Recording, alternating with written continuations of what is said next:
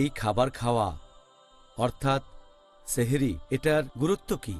আমাদের নবী মুহাম্মদ সাল্লাল্লাহু আলাইহি সাল্লামের কথা অনুযায়ী এটার উল্লেখ আছে সহিহ বুখারীতে, খণ্ড নম্বর 3, বুক অব ফাস্টিং, হাদিস নাম্বার 1923। আমাদের প্রিয় নবী বলেছেন যে সাহরির মধ্যে তোমরা পাবে অনেক বরকত। এটার উল্লেখ আছে সহিহ মুসলিমে, খণ্ড নম্বর 2, বুক অব ফাস্টিং, হাদিস নাম্বার 2413। এখানে মুসলিমদের রোজার সাথে আহলে কিতাব, তার মানে ইহুদি আর খ্রিস্টানদের রোজার পার্থক্যের কথা বলা হয়েছে। আর পার্থক্যটা হচ্ছে যে মুসলিমরা শেষ রাতে সাহরি খায়। এই হচ্ছে রোজা রাখার নিয়মের পার্থক্য মুসলিম আর আহলে কিতাবদের, অর্থাৎ ইহুদি আর খ্রিস্টানদের। এটার উল্লেখ আছে সিলসিলা আল সাহিহায়, খণ্ড নম্বর 3, হাদিস নম্বর 1045। আমাদের নবী মুহাম্মদ সাল্লাল্লাহু আলাইহি ওয়াসাল্লাম বলেছেন বরকত পাওয়া যায় 3টা জিনিসের মধ্যে। এক হচ্ছে জামাতে নামাজ পড়া, 2 হচ্ছে আত্মারিদ মানে এক ধরনের খাবার, আর তৃতীয় হচ্ছে সাহরি শেষ রাতের খাবার। এই একই কথা আবারও আছে সিলসিলা সাহিহায়, খণ্ড নম্বর 3, হাদিস নম্বর 1291। আমাদের প্রিয় নবী বলেছেন বরকত আছে 2টো জিনিসে, একটা হচ্ছে সাহরি, দ্বিতীয়টা হচ্ছে সঠিক পরিমাপ ওজন করার সময়।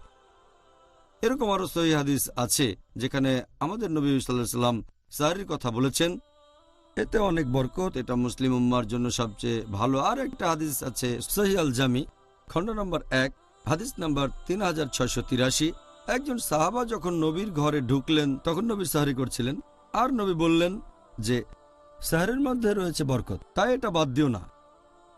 একই রকম হাদিস আছে মুসনাদ আহমদ।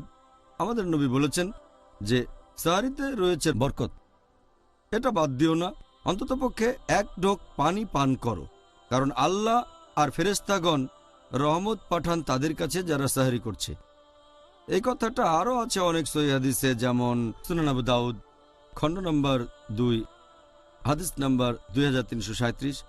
নবী সাহরি করার সময় এক লোক তার ঘরে আসলো, আর নবী বললেন যে সাহরি করো, এটা তোমাদের জন্য আল্লাহর রহমত, সাহরির মধ্যে রয়েছে বরকত।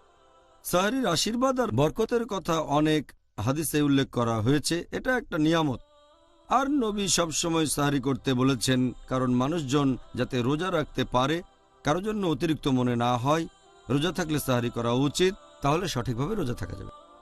আচ্ছা, এই উত্তরের জন্য অনেক ধন্যবাদ ডক্টর জাকির। আল্লাহু আল্লাহু আল্লাহ।